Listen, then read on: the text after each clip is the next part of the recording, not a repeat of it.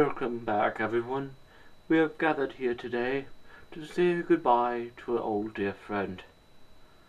Cambot is not just passed on, but will remain with us forever, protecting us as the new energy source for the force field at our door to keep the strange skull-faced man out.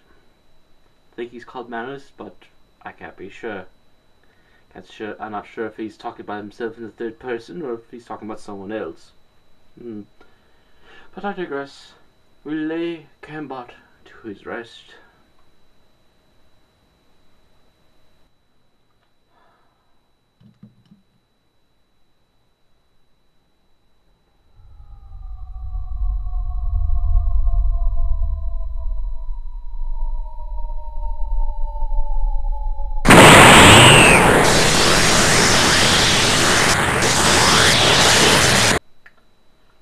This now having been done, Cambot also requested a song upon his death.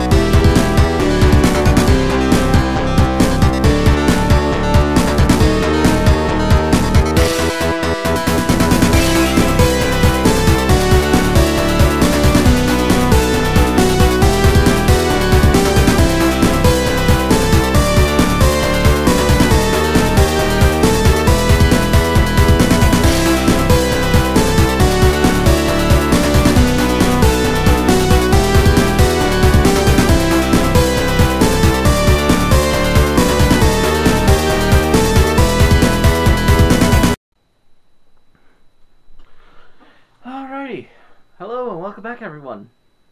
I know things are a little bit different. I mean, look at this. Widescreen. Well, at least wider than what it used to be. In any case, it's time to get down to a project that's been long overdue. I, long ago, about a month or two ago, actually by now, had promised that I would start doing a review on a show called Iron King. Right around this same time, however, a lot of other projects came up, collaborations and so forth, which have almost earned me an entire $1 on Blip. But I digress. It's finally time to get down to business. I don't have a collaboration, at least not until the next review, and there's just enough time for Iron King to get its just going through. Iron King is a strange little show that came out in the 1970s in Japan. Right around the same time, the kaiju show base was huge. I mean, huge. We already had our second show of Ultraman. Kamen Rider was now in existence. Super Sentai was now starting up with the 5-man group and everything else by this point. So by this time, Giant Monsters, or at the very least, Monster of the Week type shows with lots of action, kung fu, wrestling, and everything else, at this point was a huge regular, and it was also causing the decline in movies such as Godzilla. But we're not here to talk about Godzilla, we're here to talk about one of those popular 70s shows from Japan, this being called Iron King. Iron King's main character, Jintaro, is played by pop star Soji Ishibara-ishi, to which I assume by pop star they mean that he's a musician. But in this idea, Shoji is actually very, very good at what he does. He plays a spaghetti western type character who is not afraid to get violent and is very cocky and highly self-opinionated, and usually can do what he sets out to do. He's very strong, very agile, and as a matter of fact, the real actor did a lot of flips and stunt work himself. At some points, it gets very impressive, especially towards the end of the first story arc. But unlike your normal show at the time in Japan, Iron King's first plot twist comes in when Goro, played by Mitsuo Hamada, appears and is a rather worthless, kind of goofy character. It turns out that he is the giant robot known as Iron King, and that apparently Taro is actually aware that there's a program called Iron King and that was supposed to make a giant robot, but is not aware that it was actually done, or much less that it was done to somebody and not just a self-sustaining robot. But in the plot of things, Taro is called for by the Japanese government to deal with a group called the Shintaro clan, who planned for over 2,000 years to reconquer Japan after being picked up by the Yamato clan, which is, by today's standards, the people who inhabit Japan. The more you know. The rest of this falls under the general monster of the week, although advancing the plot slightly here and there. There is a female character who is on for the early part of the show. About halfway through the first story arc, she's killed off after revealing that she is in fact working for the evil clan trying to take over Japan, and that she would actually rather see the other two succeed in taking down this clan than torturing people and killing massive numbers of innocents. Especially since it's been over 2,000 years. Is this getting through to anyone else? These people are kind of nuts. But I digress.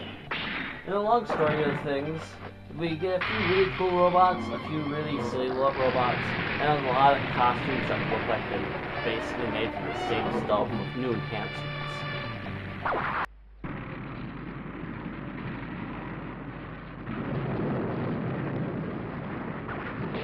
At the very end of it, Jintaro hops on top of Iron King and gives chase after the final clan member, who is also on top of their very last robot. When attempting to attack, he sets up an explosion inside of the hand attack that the robot uses and sends the attack right back at the robot, causing the jerk and the robot to both blow up into Kingdom Come.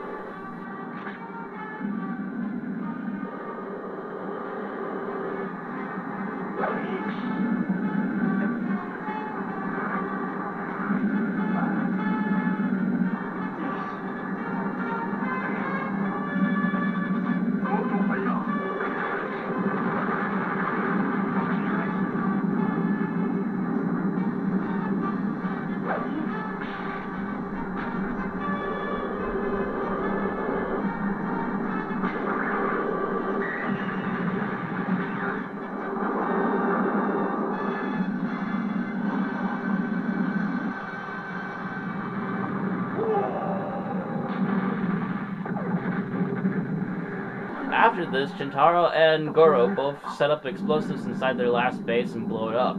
But upon doing so, it would appear that they have woken up a monster.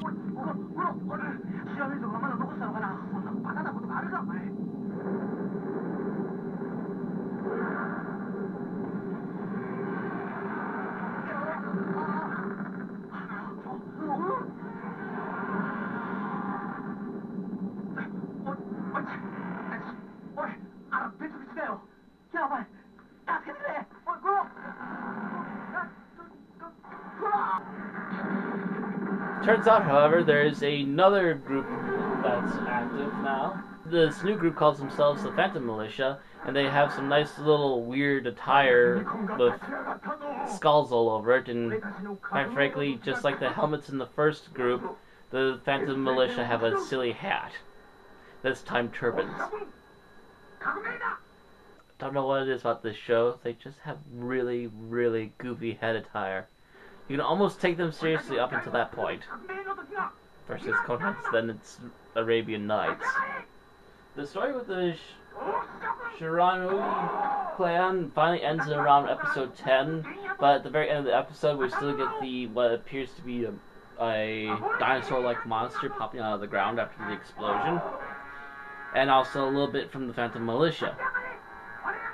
The next 3 episodes for the first half that I've watched featured the Phantom Militia, and so far only 2 of their monsters.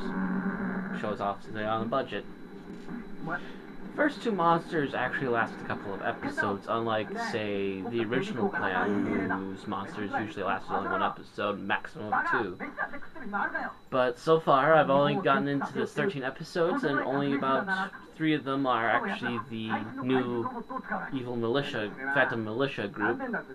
So there's not much to say about them yet, other than they have silly hats and they have dinosaur-like monsters.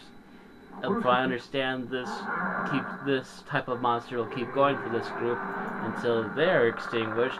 Then a new V for Vendetta looking group will come in and they'll have insect-like monsters.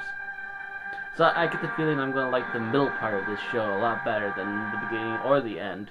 Although so far, if you can withstand the campy nature of this 1970s show, it's pretty good. But I digress. That's all for this time. Quick little report in on this show.